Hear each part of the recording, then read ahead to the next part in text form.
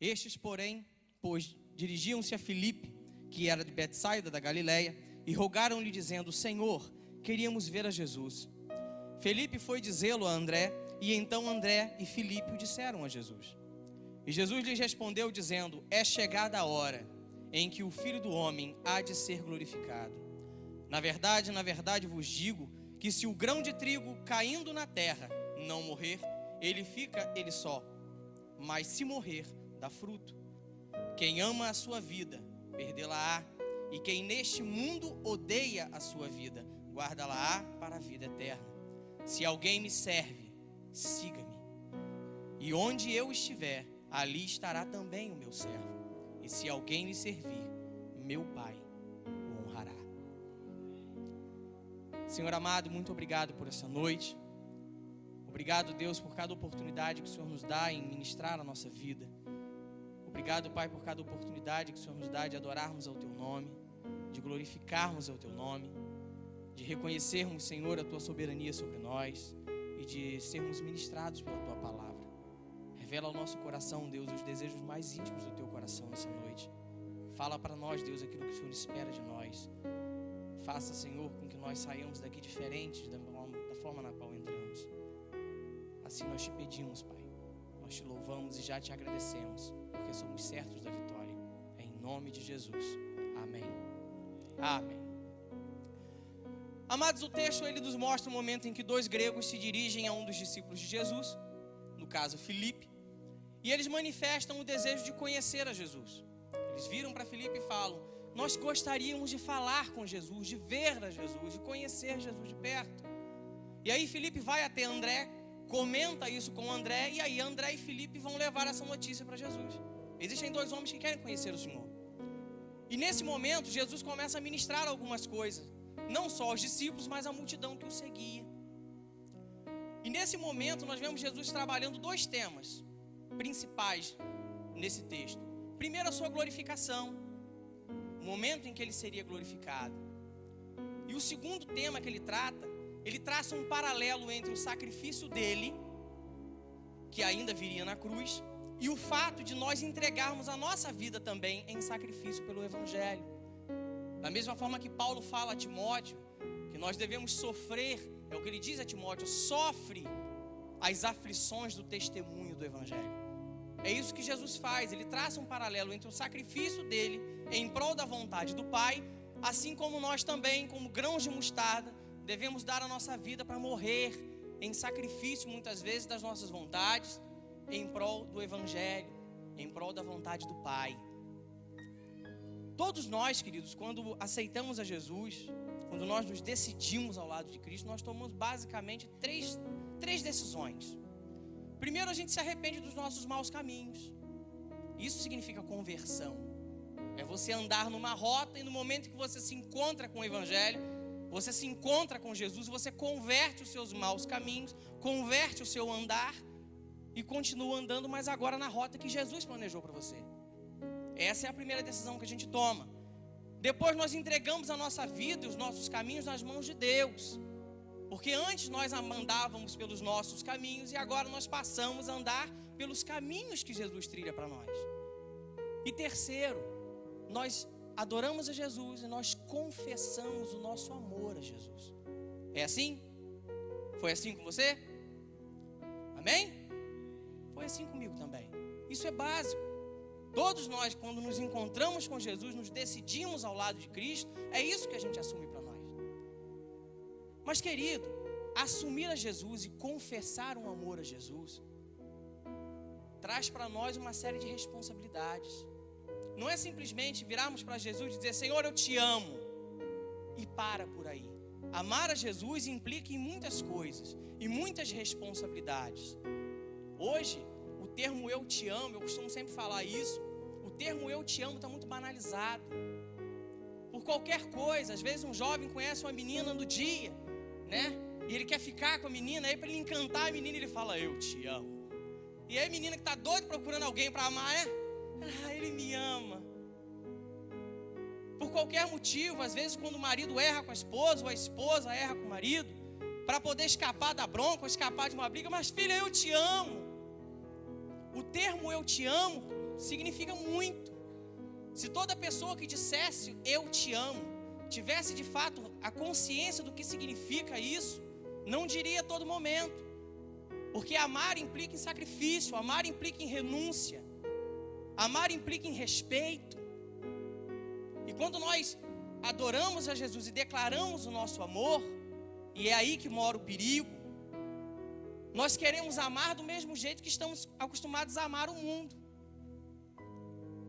Nós achamos que vamos amar a Jesus da mesma forma que os homens se amam. Eu tive uma experiência nessa última ida a São Paulo no congresso. Eu estava com um discípulo dentro do ônibus, e aí ele me fez observar isso. A gente olhava na praça assim, e São Paulo é uma cidade muito corrida, as pessoas subiam, desciam, andavam, atravessavam a rua, carro passava. E aí meu discípulo virou: Bruno, você já notou uma coisa? Eu falei: o quê? Olha para as pessoas, elas passam umas pelas outras e elas não se falam, elas não dão um bom dia umas às outras. Se tropeçar uma na outra, nem perdão pede. As pessoas passavam umas pelas outras, parece que não existia ninguém do lado dela. É assim que hoje a sociedade prega para nós um tipo de amor. Um amor que não compartilha com o próximo, um amor que não sofre com o próximo. E aí que mora o perigo, querido. Porque nós acabamos sendo tentados a amar a Jesus como nós estamos acostumados a amar as pessoas. Amar com qualquer coisa, menos amor. Você quer ver uma coisa? Não é difícil a gente encontrar pessoas que amam, mas amam, dizem que amam, mas amam com a inveja. Não, eu amo meu irmão, mas quando o irmão conquista alguma coisa, ele fica com inveja. Poxa, por que Deus não deu para mim, deu para ele? Muitas vezes nós amamos, mas amamos com falsidade. Hoje eu vivi isso dentro do meu trabalho. Eu estava dentro da repartição, e eles começaram a falar: não, porque fulano é assim, e que fulano é assado, e que não sei o que, não, porque ele toma posturas diferentes, não, aqui ninguém suporta, e tal, ele é o fulaninho da história, e tal. E de repente, quando eles estavam falando, quem abre a porta? A pessoa. E todo mundo parou. E aí, tudo bem? Como é que você? Rapaz, saudade de você está sumido, hein? Eu olhei aquilo e falei: meu Deus do céu, onde é que eu estou? Amam com falsidade. É o amor que o mundo prega para nós. Pessoas que amam com a soberba, amam, mas se acham melhores do que as outras. E aí a gente vem amar a Jesus e confessa o amor a Jesus e acaba tentando amar a Jesus com um tipo de amor que não serve. Só que Jesus não é igual a mim. Jesus não é igual a você. Jesus é diferente. E por ser diferente, o amor dele precisa ser autêntico. E é sobre isso que nós vamos falar hoje. Algumas responsabilidades de um amor confessado, quando de fato ele é confessado por Deus. O tema da mensagem dessa noite, querido, é responsabilidades de um amor confessado. Que tipo de responsabilidade nós puxamos para nós quando nós declaramos a Jesus: Senhor, eu te amo? Quantos amam a Jesus? Quantos amam a Jesus? Você está disposto a assumir as responsabilidades desse amor? Então vamos lá. Quais são as responsabilidades de alguém que diz e confessa amar a Jesus? Aquele que ama Jesus, primeiro, tem que andar. Diga, tem que andar como Jesus andou. Essa é a primeira responsabilidade que nós temos quando declaramos o nosso amor a Jesus. Nós temos que andar como Jesus andou. Amado, preste atenção, a questão não é querer andar. A questão não é poder andar. A questão não é se disponibilizar a andar. Aquele que ama Jesus tem que andar como Jesus andou. Aquele que diz amar a Jesus, ele tem que andar imitando a Jesus, nas posturas de Jesus. Existia um livro que falava sobre isso na época do seminário. Tinha um tema desse livro: Nos Passos de Jesus. Tinha um outro livro que falava: O que Jesus faria em meu lugar. Quem ama Jesus, a todo momento compara a sua vida com a vida de Jesus. Compara as suas atitudes, as atitudes de Jesus. Compara as suas decisões, as decisões de Jesus. E tem sido esse o desafio da minha vida nos últimos dias. Todas as vezes antes de tomar alguma atitude, ou falar alguma coisa, eu paro. Ou pelo menos tenho procurado parar e penso, se fosse Jesus, o que ele faria? Se fosse Jesus no meu lugar, o que ele decidiria? Qual caminho ele tomaria? Esse é o desafio, querido. A todo momento andar como Jesus andou em todos os sentidos. Andar como Jesus andou na forma de pensar. Andar como Jesus andou no agir. Andar como Jesus andou no sentir. Andar como Jesus andou no testemunhar a respeito do Pai. Paulo, se eu não me engano, em 1 Coríntios, ele fala que nós somos colaboradores do Evangelho. Queridos, o que tem de pessoas hoje confessando o amor a Jesus, mas testemunhando de tudo, menos do amor que confessa. Façam tudo, colaboram com tudo, menos com o reino. Eu ontem falava sobre isso com a minha equipe de 12. Quando você é chamado, como o apóstolo pregou aqui há poucos dias, para ser um atalaia do Senhor. Você como atalaia, você é um vigia. Você é o responsável por guardar a vida da sua igreja, o testemunho do Evangelho que te salvou, o testemunho do nome do Cristo que se entregou por você.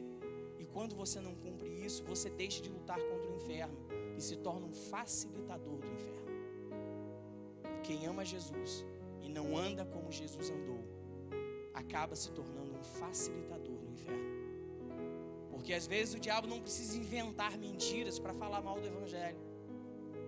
Se nós dermos brechas, ele pode usar a nossa vida. E aí ele não precisa fazer nada, ele só planeja e a gente acaba se tornando secretário executivo do diabo. Já viu isso? O diabo planeja e a gente na brecha executa. Quem ama Jesus, anda como Jesus andou. Jesus andava com o Pai em intimidade. Eu não sei quantos aqui lembram dessa época, mas há um tempo atrás o aeroporto de Campos, os voos do Rio para Campos, de Campos para o Rio, era uma vez por semana só e num horário só. Quantos aqui lembram dessa época? Se você tivesse que ir para o Rio, você tinha que chegar, sei lá, não lembro, eu acho que era quarta-feira ou quinta-feira. Você tinha que chegar quinta-feira ao meio-dia. Se você chegasse meio-dia e 10, você perdia o voo só na outra semana. Existem pessoas, queridos, que confessam o amor a Jesus, mas querem andar com Jesus como nos tempos do aeroporto de Campos. Eles só querem andar com Jesus e confessar o amor a Jesus e se responsabilizar pelo amor a Jesus às quartas-feiras, às 7:30 da noite. Querem andar com Jesus e confessar as responsabilidades de Jesus e testemunhar do amor a Jesus, adorar a Jesus no domingo, às 6 em ponto. Terminou às 6, deu 7:45, da porta para fora, sabe-se lá quem ele vai amar. Intimidade com Deus é fruto de relacionamento. Era isso que Jesus fazia com Deus, com o Pai. A todo momento relacionamento, para gerar uma intimidade.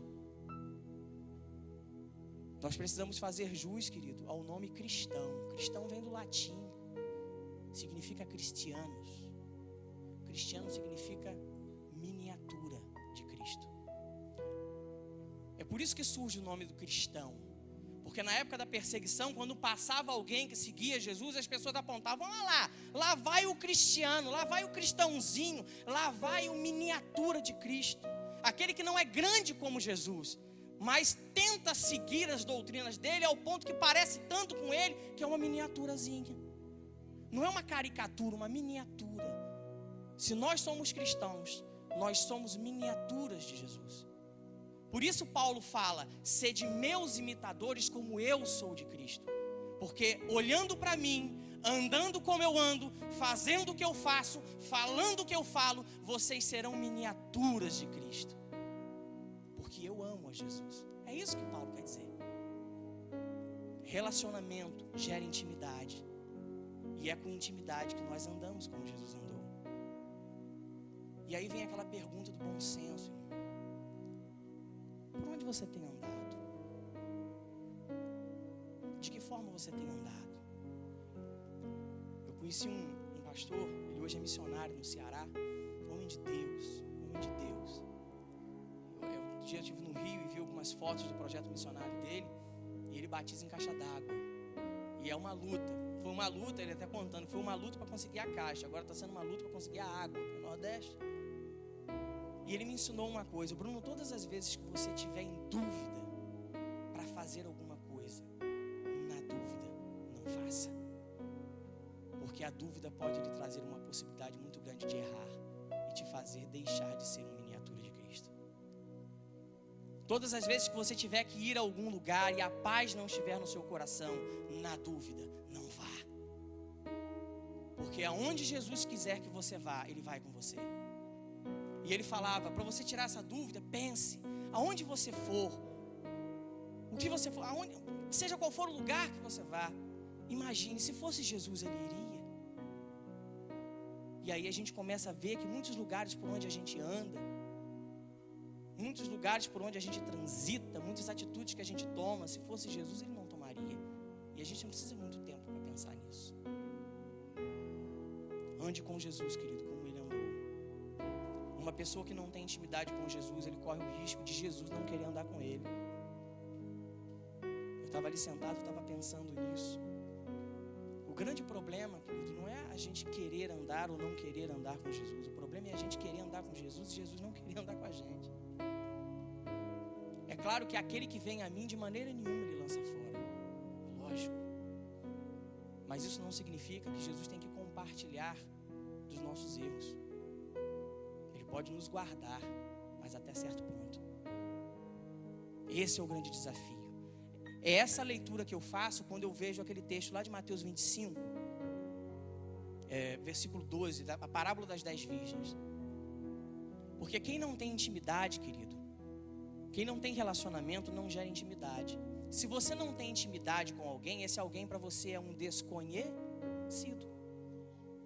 Você costuma andar com desconhecido? Você sai por aqui e encontra uma pessoa que você nunca viu na sua vida? E aí você já, qual é o seu nome? Meu nome é Paulo. Rapaz, que legal, eu queria andar com você. Para onde você vai agora? Eu vou para casa, posso ir com você? Aí você vai andando com um desconhecido? É essa leitura que eu faço do texto da parábola dos 10 virgens, quando as 5 virgens nécias chegam para Jesus, né, para o Senhor lá da porta. Falam, nós vamos entrar. Não vos conheço. Mas a gente estava aqui, a gente foi buscar o azeite, e na hora a gente voltou. Eu não te conheço. Eu ouvi uma experiência uma vez de um pastor, não foi com ele que aconteceu, mas ele contando que ele conhecia um pastor que durante muitos anos teve ministério, ele era pastor de igreja, e um dia ele sofreu um acidente de carro. E aí ele só lembra quando o carro bateu e ele foi lançado para fora do carro. E ele lembra dos bombeiros chegando, aquela luta toda para poder reanimar ele. E de repente ele foi apagando e apagou.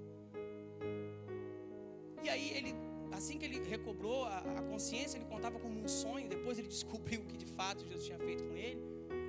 Ele lembra que ele sonhou, que nesse apagar das luzes na vida dele, ele sonhou que ele estava no céu. E aí quando ele chegou na entrada do céu assim, ele viu uma fila de muitas pessoas entrando. Não sei se eu já contei isso aqui. E aí ele olhando, aí tinha a pessoa da frente. E quando a pessoa chegava, tinha um anjo de um lado e o Senhor Jesus assim, do lado do anjo. E o anjo tinha um livro na mão. E aí toda pessoa que chegava, o anjo conferia, qual o seu nome? Aí a pessoa falava, meu nome é, sei lá, Antônio. E aí procurava no livro, o Senhor está aqui. Aí ele viu quando Jesus falava, entra meu filho, entra. E aí ele foi se empolgando, né? E aí entrou o segundo, entrou o terceiro. Mas aí quando chegou mais ou menos o quarto, faltando uns 3 assim para ele mais ou menos, que a pessoa chegou e, meu nome é Paulo, Fredo, sei lá. E o anjo falou, Senhor, o nome dele não está aqui. E aí Jesus fazia assim, para lá. Quando chegou na vez dele, ele falou, meu nome é tal. E aí o anjo procurou, Senhor, o nome dele não está aqui. E aí ficou desesperado, disse, não pode, mas eu servia ao Senhor, eu sou pastor lá na terra, eu tenho uma igreja, eu me converti ao Senhor, eu amava o Senhor. E aí Jesus virou para ele e falou assim, não te conheço. E aí ele desesperado, não pode, mas o Senhor me conhece, eu orava ao Senhor, eu falava. E ele lembra que no sonho ele falava, eu expulsava demônios em teu nome, Jesus, eu não te conheço, eu não sei quem você é, o seu nome não está aqui. Ele disse, mas e agora o que acontece? Vai para o mesmo lugar onde estão indo aqueles que eu não conheço. E aí quando ele falou com o Senhor, falou isso com ele, ele recobrou a consciência, já estava no hospital, aquela aparelhada toda. Esse é um risco que a gente corre, querido, de passar anos e anos da nossa vida confessando um amor, dizendo que ama Jesus, dizendo que vive por Jesus, que sacrifica Jesus, mas que chegue no céu e não seja conhecido pelo Pai. Porque nós confessamos o amor, mas nós não honramos as responsabilidades que esse amor nos imputava, colocava sobre nós. Aquele que ama Jesus, busca intimidade com Ele. Aquele que ama Jesus, ele tem relacionamento com o Pai. Aquele que ama Jesus, anda como Jesus andou. Amém? Segunda característica, segunda responsabilidade de alguém que ama Jesus. Aquele que ama Jesus segue a Cristo, como Cristo seguiu ao Pai. Se for preciso, até em sacrifícios. Versículo 24 e 25 diz lá, na verdade vos digo, que se o grão de trigo caindo na terra não morrer, fica ele só, mas se morrer, dá muito fruto. Quem ama a sua vida, perdê-la-á. Repita, perdê-la-á. Estará disposto a perdê-la. E quem neste mundo odeia, e quando nós olhamos o original, o verbo odeia aqui é aborrece. Aquele que aborrece a sua vida, guarda-la para a vida eterna. Você ama Jesus? Quantos amam a Jesus? Então aborreça a sua vida. Se você ama Jesus, querido, sacrifique o teu tempo. Se você ama Jesus, faça a sua agenda com base nas necessidades do reino. Porque o sacrifício por Jesus sempre vai valer a pena. Se eu prego diariamente dentro da minha casa, eu falo com os meus discípulos, ame a Jesus ao ponto de sacrificar aquilo que você acha importante, para que você descubra que o que tem de importante na sua vida é Jesus. E eu acho que a maior alegria do coração de um líder é quando a gente vê um discípulo entendendo aquilo que a gente tenta passar, aquilo que a gente aprende. Ontem eu vivi uma experiência interessante. Duas. Uma foi com um discípulo meu, ele tinha uma entrevista hoje para um emprego para uma multinacional. E aí ele à tarde, e a entrevista dele era em inglês. A pessoa ia chegar para ele e entrevistar ele para um emprego em inglês. E depois, na parte da tarde, ele ia ter que apresentar um trabalho em inglês para todos os diretores da empresa. E se ele passasse isso, ele passaria para a segunda fase para ser contratado. E aí ele ligou para mim, poxa, meu líder, tem como o senhor me liberar da reunião hoje, para eu poder estudar? E um discípulo assim, fiel, não me falta uma reunião, todos os eventos de colheita estão perto, ganhador de alma. Eu falei, claro, querido, em nome de Jesus, me fala o horário da sua entrevista, me lembra, amanhã eu vou estar orando por você e tal. E liberei ele. Quando deu 9 horas da noite, quem é o primeiro discípulo a chegar? Ele. Eu falei, gente, eu não consigo entender você. Eu não te liberei da reunião. Não, meu líder, porque eu entendi que se eu não buscar primeiro o reino, vai tudo por água abaixo. E aí hoje eu liguei para ele, falei, e aí, como é que foi a entrevista? Rapaz, foi de bênção. Olha, para você ter uma ideia, o entrevistador gostou tanto de mim que ele desistiu do inglês e me entrevistou em português. Eu falei, que bênção, meu irmão. E aí agora à tarde ele ia apresentar o trabalho dele. Aí um outro discípulo que eu tinha, ele estava com um filhinho doente em casa. Eu falei, não, filho, fica aí. Aí ele, não, eu vou emprestar o meu carro para os outros da equipe irem. E ele leva meu carro, depois traz de volta. Então eu falei, não, fica com seu filho. A esposa dele estava na rede de mulheres, ele tinha que ficar com o filhinho dele. Não adiantava levar para lá. E aí daqui a pouco ele chega. Aí quando eu vejo minha esposa voltando da rede, que abre a porta, em vez de eu ver minha esposa descendo, eu vejo ele descendo. Eu falei, mas você... Não, quando ela chegou lá, que eu vi que estava cedo, eu falei, ó, fica com tudo aí que eu vou para a reunião. E foi, eu digo, gente, sacrifique a sua agenda, sacrifique o seu tempo, faça a sua agenda com base nas necessidades do reino, querido, porque o compromisso com Deus, aquele que ama a justiça, aquele que ama o reino, nunca ficará desamparado. Como diz o nosso pastor, Deus não fica devendo nada a ninguém. Não existe uma semente que você plante dentro do reino que ela não venha a ser colhida na proporção de 100 por 1. É assim que funciona, como ele mesmo diz. Mateus 19, de 27 a 29, é a pergunta que Pedro faz. E eu considero uma das perguntas mais bobas que Pedro faz para Jesus. O texto é mais ou menos assim. Então Pedro, tomando a palavra, disse: eis que deixamos tudo e te seguimos. O que recebemos? Que Pedro vira para Jesus e pergunta e fala: nós vamos deixar tudo, nós vamos deixar a pesca, vamos deixar as famílias, nós vamos deixar a nossa agenda, vamos sacrificar o nosso tempo, largar pai, largar mãe, e depois a gente ganha o quê? Aí Jesus, com todo carinho, com toda paciência, com amor, vira para ele: em verdade vos digo, que vós me seguiste, quando na regeneração o Filho do Homem se assentar no trono de glória, também vos assentareis sobre 12 tronos, para julgar as 12 tribos de Israel. E todo aquele que tiver deixado casas, ou irmãos, ou irmãs, ou pai, ou mãe, ou mulher, ou filhos, ou terras, por amor do meu nome, receberá 100 vezes tanto, e herdará a vida eterna.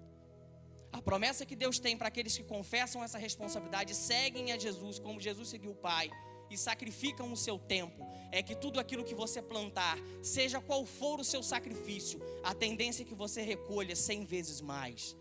Para cada uma semente que você lança na terra, a promessa que Deus tem para você é te recompensar 100 vezes mais. Quantos têm uma célula? Quantos querem 100 células? Então plante o seu coração na sua célula. Quantos querem ver a sua família transformada como você foi transformado? Então plante o seu coração no seu ministério. Porque através da sua vida, Deus vai fazer com que a sua colheita seja abundante. E vai usar a sua vida para semear na sua família. Creia nisso, querido. João 12, versículo 26 diz que o meu Pai o honrará.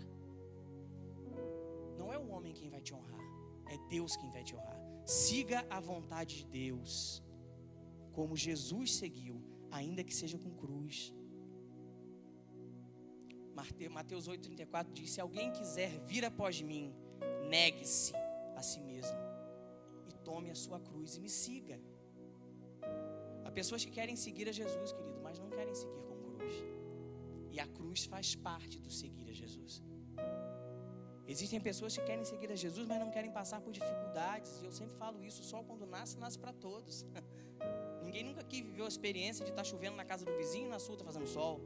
Porque quando a chuva chega para todo mundo. Quando o sol chega para todo mundo. A dificuldade chega para todo mundo. Mas você tem um Deus que te faz superar as adversidades, superar os obstáculos, e te faz mais que vencedor. E isso é um mistério, porque a vitória já é um presente. Você ser vencedor já é um grande presente. Agora você ser mais que vencedor significa que, embora você tenha que lutar, por mais que você lute, a vitória é certa. Você não precisa lutar para ser vencedor. Você precisa simplesmente entrar na guerra, porque ela já foi vencida por você. Você é mais que um vencedor em Cristo Jesus. Há pessoas que pegam a cruz, mas não seguem a Jesus com a cruz. Uns seguem, mas não pegam a cruz. Outros pegam a cruz, mas não seguem. E não tem como duas coisas caminharem diferentes. A cruz representa as dificuldades que nós vamos passar, mas nenhuma delas se compara ao que Cristo sofreu por nós. É o que eu sempre falo: Jesus não desistiu de você, então nós não temos o direito de desistir de Jesus. Jesus foi até o fim, para que nós hoje tivéssemos um novo começo. Nós não temos o direito de desistir de Jesus. Mas tem alguns crentes que são sintéticos. Já viu crente sintético? Crente de plástico, tem medo do fogo. Quando o fogo pega, ele tem medo de derreter de pé. Fica assim: não, irmão, assume a cruz. Existem pessoas que pegam a cruz, seguem a Jesus, mas não chegam a lugar nenhum, Porque não adianta você pegar a cruz e seguir a Jesus. Você tem que seguir os passos de Jesus, para que você possa chegar a algum lugar. Você precisa seguir as direções que o homem de Deus dá a você. Deus dá direções a cada um de nós através dos homens que Ele institui, através das autoridades que Ele coloca sobre a nossa vida. O que tem de crente agarrado com a cruz, seguindo a Jesus, mas não chegando a lugar nenhum. O povo de Israel era um povo de Deus? Era. Seguiam a Moisés? Seguiam. Mas por que andaram 40 anos em círculos? Porque murmuravam.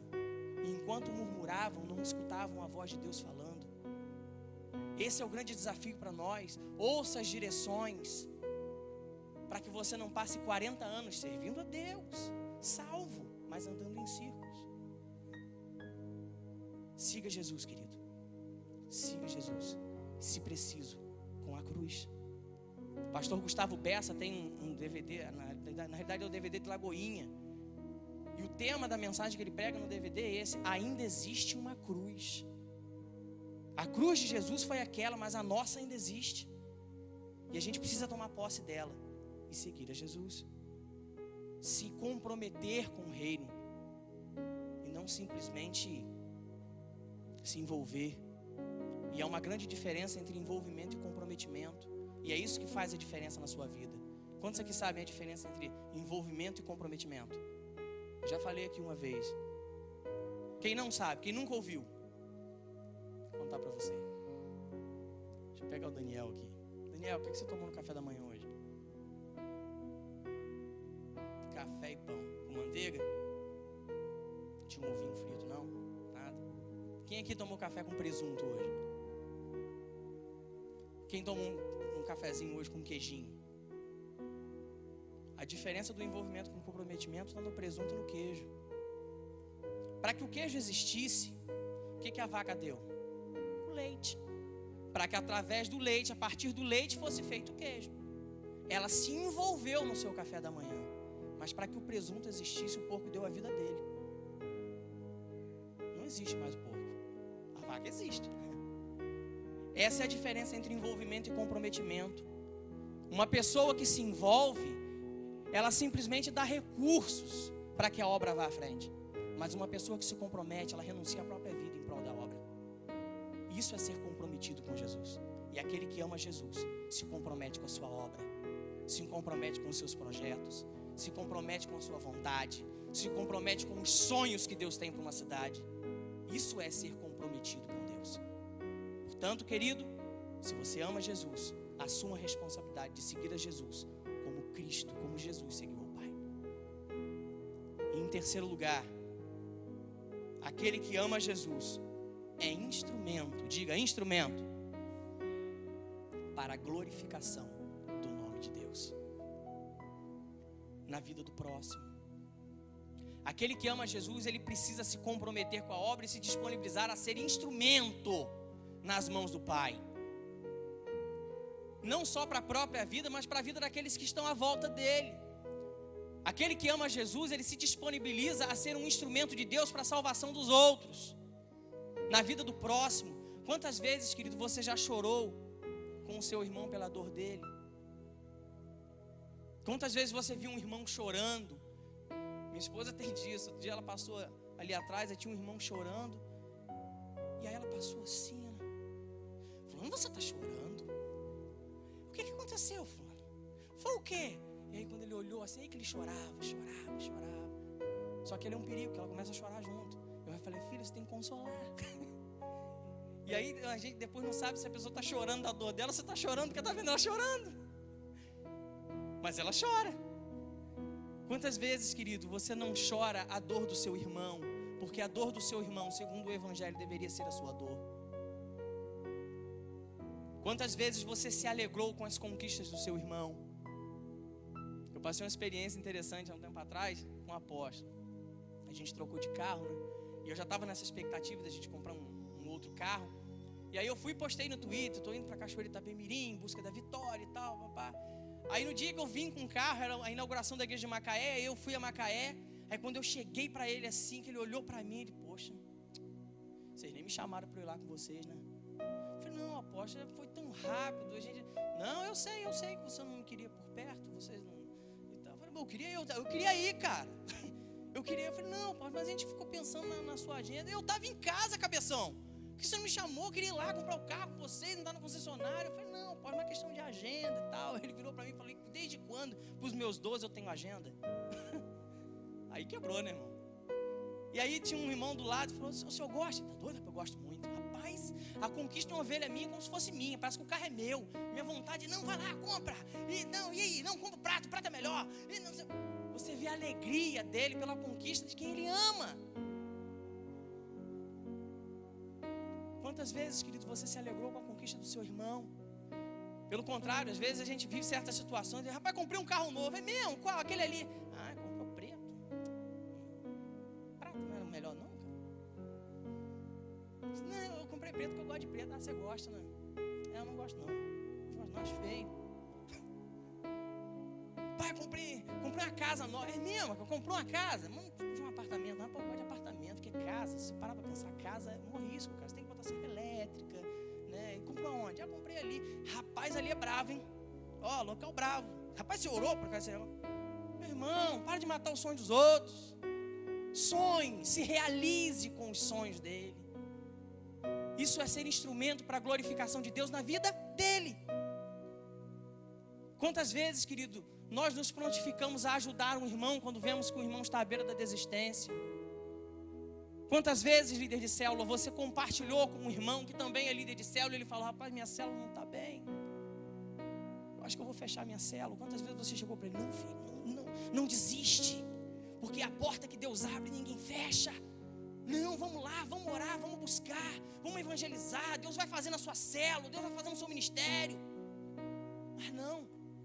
Muitas vezes eu estou pensando em fechar minha célula. Rapaz, você sabe que eu também já pensei nisso.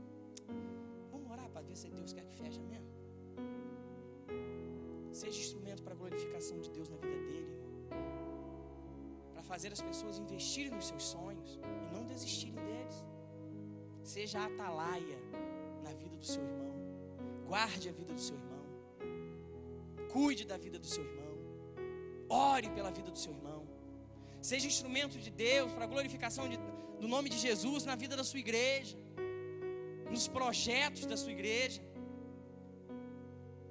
Eu me lembro uma mensagem que o apóstolo uma vez pregou, e eu aprendi e tenho levado isso. Às vezes até as pessoas brincam, rapaz, você está ficando com a barriguinha grande. Eu falei, não, meu irmão, eu estou grávido dos projetos de Deus para a minha vida. Esteja grávido dos projetos de Deus para a tua igreja, porque os projetos não são da sua igreja. Os projetos de Deus são para a cidade. E nesses projetos Deus vai usar essa igreja dele, porque nos outros projetos Deus vai usar as demais. Seja instrumento de Deus na vida do seu pastor. Uma coisa que nós temos aprendido lá em casa é orar pela vida do apóstolo, orar pela vida dele, orar pelo ministério dele. Todas as manhãs, não só em casa, mas na oração pela manhã. Senhor, guarda a vida dele, usa a vida do teu filho, porque a tua vontade se manifesta na nossa vida através da vida dele. A tua voz chega para nós através da boca dele.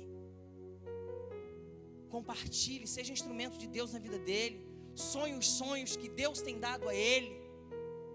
Sonhe os sonhos que Deus tem dado à igreja. Sonhe, trabalhe, viva, respire aquilo que Deus tem respirado pela igreja. Porque Deus te plantou aqui não foi à toa, amado. Na vida do crente não existe coincidência, existe Jesuscidência. Ninguém aqui está por acaso. Deus te plantou aqui para te prosperar.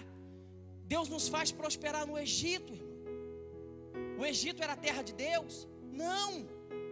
Mas Deus prospera José por amor a José, e acaba prosperando o Egito. E aí é onde eu entendo que Deus prospera o Egito por amor a José. Ainda que você esteja plantado num lugar onde não te agrada, onde sequer agrada o coração de Deus, Deus faz aquele lugar prosperar por amor a você, porque Ele te plantou lá e te pôs por cabeça e não por cauda. Esses são os planos de Deus para nós. Eu lembro uma vez conversando com o pastor Osni. Assim que eu entrei para a equipe, a primeira pessoa que eu encontrei para perguntar foi ele: pastor Osni, como é caminhar com o apóstolo? Ele abaixou o vidro do carro. Meu irmão, caminhar com o apóstolo é fácil. Você só precisa de duas coisas: ame a Jesus e ame as almas. O resto Deus faz. Se você amar a Jesus como Ele ama, se você amar as almas como Ele ama, porque Ele ama como Jesus amou, você caminha bem. O resto Deus faz. Seja instrumento de Deus nos projetos de Deus e não nos nossos projetos. Os nossos projetos não têm valores, querido, se antes não tiverem nascido no coração de Deus. É por isso que hoje vemos tantas pessoas frustradas. Porque eu nunca consigo nada. Porque talvez tudo aquilo que você quis conseguir, você nunca perguntou se Deus queria que você conseguisse. Porque os nossos projetos, queridos, são consequências daquilo que Deus quis na nossa vida. Eu tenho inúmeros amigos que decidiram fazer uma faculdade antes do seminário. Lógico, foi uma experiência minha. Quando eu virei para o meu pai, eu era cantor no mundo, eu tinha CD gravado. Meu pai investiu rios de dinheiro em mim. E aí eu me converto. E aí eu viro para o meu pai e falo assim: pai, tem um negócio para contar para o senhor. Ele disse: o quê? Eu não quero ser cantor mais. Agora eu sou crente. Crente? Tá, mas e daí? O que tem? Não, mas eu não posso mais fazer o que eu fazia. Eu não posso cantar em bar mais, pai. Eu não posso mais levar uma vida mundana. Embora tenha uma teologia aí fora que diga que não tem problema nenhum. Mas enfim, eu preciso me converter dos meus maus caminhos. E se você vai viver de quê? Eu vou ser pastor. Você tá maluco? Você é doido? E aí você já sabe o que eu escutei.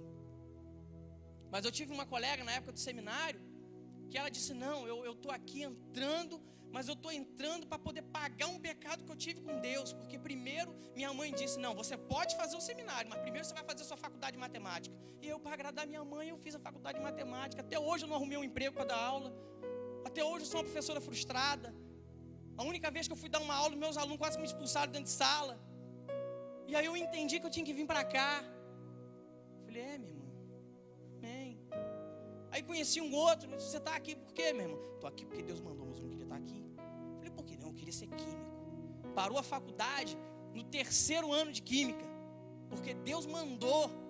Eu acho que Deus deve ter falado com ele: ou você para ou eu te mato. Mas você vai ter que entrar nos meus projetos, porque eu te chamei para isso. E ele passou até o 2º ano do seminário renegando o ministério, dizendo: eu não queria estar aqui. Eu falei: rapaz, você precisa aceitar os projetos de Deus na sua vida, porque você é instrumento para a glorificação de Deus e não da química. Enquanto você não entender isso, meu irmão, você não vai prosperar em nada. E hoje eu às vezes brinco com ele. Hoje ele é pastor, e eu brinco com ele: e aí, meu irmão, como é que está a química? Larga a química para lá, o negócio é ministério. Porque ele entendeu que os projetos primeiro têm que nascer no coração de Deus, para depois nascer no nosso coração. Seja instrumento de Deus na vida da sua família.